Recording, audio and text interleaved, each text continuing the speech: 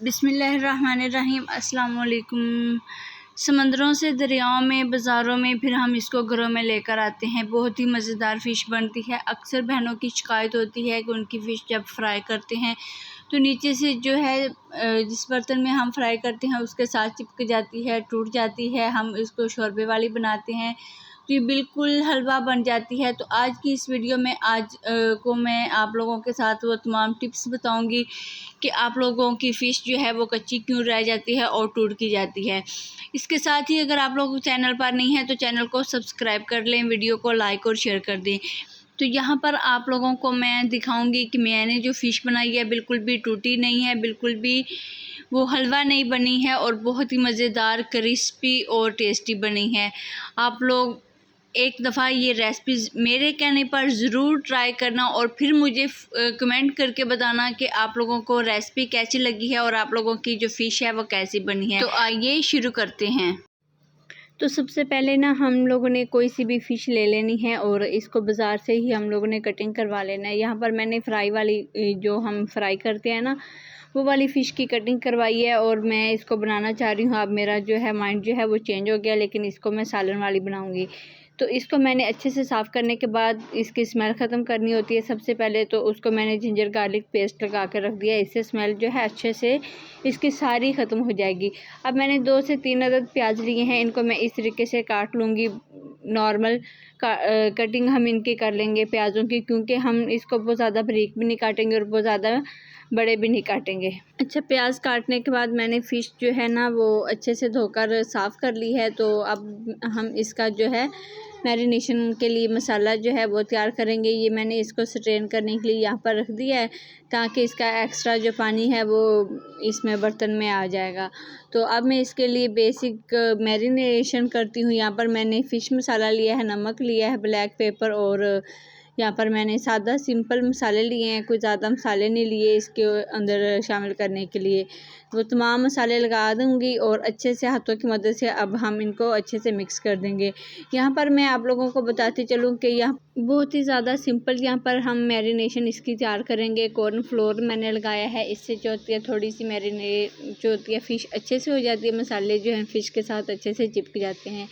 इस तरीके से हम इसको मैरिनेट करेंगे और कम से कम हम इसको 30 मिनट के लिए स्टे दे देंगे। अगर आप लोगों के पास ज़्यादा टाइम नहीं भी है तो फिर भी आप लोगों ने इसको आधा घंटा लाजमी स्टे देना है, और अगर आप लोगों के पास टाइम है तो आप इसको ओवरनाइट के लिए भी रख सकते हैं। इस तरीके से बनाई गई फ़िश बहुत ज़्यादा मज़ेदार और टेस्टी होती है और इसका जो जायका होता है वो बहुत ज़्यादा कमाल का होता है।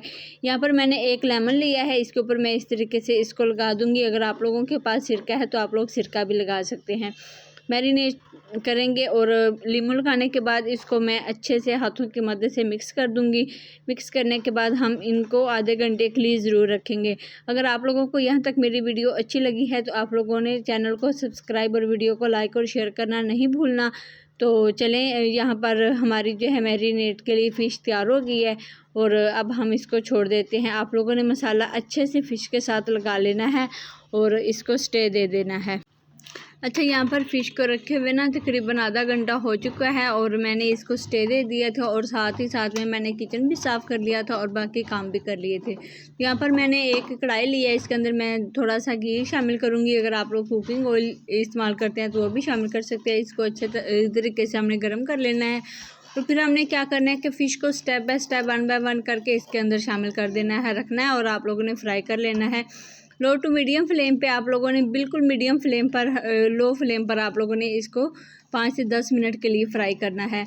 हाँ, और यहाँ पर मैं आप लोगों को एक बात बताती चलूँ कि अक्सर आप लोग जो शिकायत करते हैं कि आप लोगों की जो फ़िश है नीचे लग जाती है, मैं वो बात आप लोगों को आगे जाकर एंड पर शेयर करूँगी कि आप लोगों की जो फ़िश है वो बर्तन के साथ चिपक जाती है। फ़िश आप लोगों को यहाँ पर नज़र आ रहा होगा तस्वीर में, कढ़ाई में आप लोग देख सकते हैं कि जो फ़िश है बिल्कुल भी बर्तन के साथ नहीं चिपकी है और बहुत ही मज़े की हमारी जो फ़िश है बनकर फ्राई हो रही है। तो इस तरीके से आप लोगों ने क्या करना है कि पूरी फ़िश इसी तरीके से आप लोगों ने फ्राई कर लेनी है और जब इसको 10 मिनट हो जाए रखे हुए और इसका प्यारा सा गोल्डन सा ब्राउन सा कलर आ जाए तो आप लोगों ने इसको बाहर निकाल लेना है। आप लोगों ने इसको जलाना नहीं है, क्योंकि अभी जाकर आगे जाकर फ़िश ने और पकना होता है। तो यहाँ पर हमने इसको सिर्फ 15 मिनट भी फ्राई कर लें तो बहुत ही अच्छी, बहुत ही मज़े की हमारी जो फ़िश है बनकर तैयार हो जाती है। तो यहाँ पर मेरी जो फ़िश है बनकर बिल्कुल तैयार हो चुकी है। तो मैं इसको अब बाहर निकाल लेती हूँ। आप इसका कलर चेक कर सकते हैं। तमाम फ़िश को मैंने फ्राई करके बाहर निकाल लिया है। यहाँ पर आप देख सकते हैं कि बहुत ही ज़्यादा मज़े की और इसकी जो लुक है कितनी नरमो मुलायम सॉफ्ट नज़र आ रही है आप लोगों को। बाहर से क्रिस्पी और अंदर से सॉफ्ट होगी, नरमो मुलायम होगी, मक्खन की तरह होगी, बहुत ही ज़्यादा जूसी होगी, फीकी फीकी भी नहीं होगी। इसका जायका बहुत ही अच्छा है। आप इसको ऐसे भी किसी चटनी के साथ खा सकते हैं। तो यहाँ पर गाइस बारी आती है अब इसकी ग्रेवी तैयार करने की। यहाँ पर ऑयल को गर्म करने के बाद मैंने इसके अंदर प्याज शामिल की है। प्याज फ्राई करके हम बाहर निकाल लेंगे और इसका मैं अच्छे से पेस्ट बना लेती हूँ। और इसी घी के अंदर शामिल करूँगी अदरक लहसुन का पेस्ट। इसको भी अच्छी तरीके से हम फ्राई कर लेंगे और फ्राई करने के बाद हम जो प्याज़ों का पेस्ट वो बनाया है वो इसमें शामिल कर देंगे। मैं जब भी फ़िश घर पर बनाती हूँ इस तरीके से ग्रेवी वाली बनाती हूँ, शोरबे वाली बनाती हूँ। मेरे घर में सबको बहुत ज़्यादा पसंद आती है। अदरक लहसुन का पेस्ट और प्याज फ्राई करने के बाद इसके अंदर बेसिक मसाले जो भी आपके घर में पड़े हैं, लाल मिर्च कुटी हुई, ब्लैक पेपर, हल्दी और गरम मसाला मिक्स शामिल करके अच्छे से इसको 4 से 5 मिनट भून लेने के बाद इसके अंदर हम इसके ग्रेवी को थोड़ा सा तैयार कर लेंगे। और अब बारी आती है इसमें फ़िश शामिल करेंगे। इसमें फ्राई की हुई हम फ़िश शामिल कर देंगे और इसको फिर हम बहुत ज़्यादा चम्मच की मदद से या स्पैचुला की मदद से हिलाएंगे नहीं ताकि फ़िश हमारी टूटे नहीं, ऐसे ही हमारी बोटियाँ खड़ी खड़ी तैयार हों।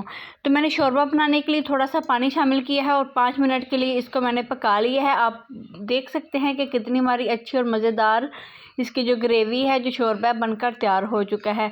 इसके अंदर मैंने कलरफुल कश्मीरी लाल मिर्च का पाउडर इस्तेमाल नहीं किया ताकि इसका ऊपर रेड कलर आ जाए, मुझे यही वाला बहुत ज़्यादा अच्छा लगता है। यहाँ पर मैंने गार्निश के लिए सब्ज़ मिर्चें शामिल की है, सब्ज़ धनिया शामिल करूँगी और इसको हम सर्व करेंगे। उम्मीद है गाइस आज की वीडियो ज़रूर पसंद आई होगी। अल्लाह हाफिज़।